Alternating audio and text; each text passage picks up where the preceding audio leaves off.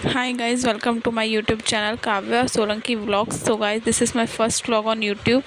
सो आप देख सकते हैं मैं पीयू की मसाज कर रही हूँ एंड ये अभी 4 मंथ्स की है। मैं इसकी मसाज कर रही हूँ एंड ये मसाज कराने में जब मैं इसकी मसाज करती हूँ तो बहुत इन्जॉय करती है अपने आप को, इस अपनी मसाज को एक्सरसाइज करवा देती हूँ मैं इसको। एंड ये कैमरे में देख रही थी, इसके सामने मेरा फ़ोन रखा हुआ था, देख रही थी क्योंकि इसको इसका फेस दिखाई दे रहा था।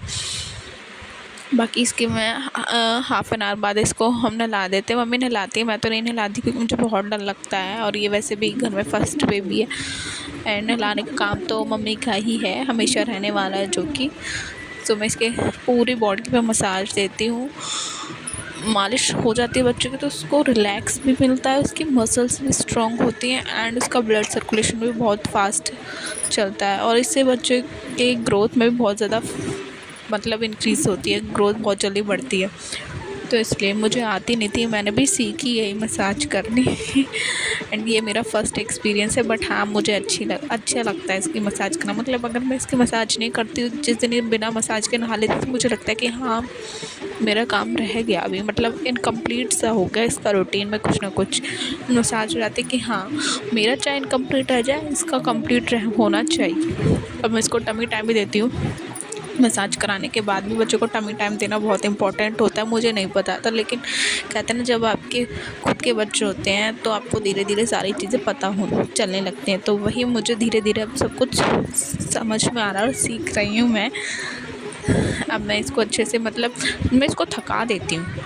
अब मालिश करने जब मैं इसकी मालिश करती हूँ तो मैं इसको पूरी एक्सरसाइज कराती हूँ, ये थक जाती है। उसके आधे घंटे बाद में हम इसको नहला देते हैं, नहलाने के तुरंत बाद ये फ़ीड करते हैं एंड फ़ीड करते करते ही ये सो जाती है। तो इसका रूटीन बन जाता है, मतलब ये दोपहर में अच्छे से सो लेती है एंड रात को सोती है। हम इसको सिर्फ दोपहर में रात में, बस ये 2 टाइम है इसके सोने के, बाकी हम और कभी इसको इतना सोने नहीं देते क्योंकि फिर बच्चे का रूटीन ख़राब हो जाता है और रात में आपको सोने नहीं देगा ना खुद सोएगा, आप भी डिस्टर्ब होंगे और बच्चे की हेल्थ पे भी इफ़ेक्ट पड़ता है बहुत ज़्यादा।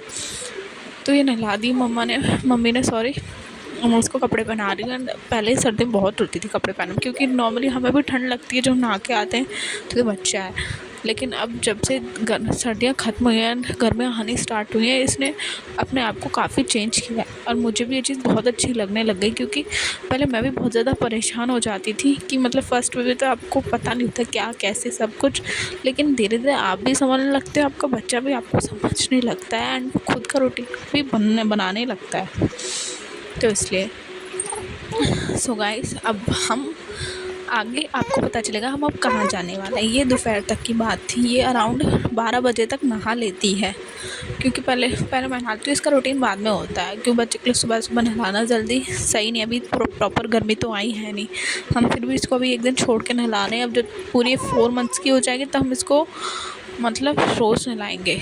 अब इसके बाद हमारा अचानक प्लान बनता है प्रेम मंदिर जाने का दोपहर में 12 बजे के बाद।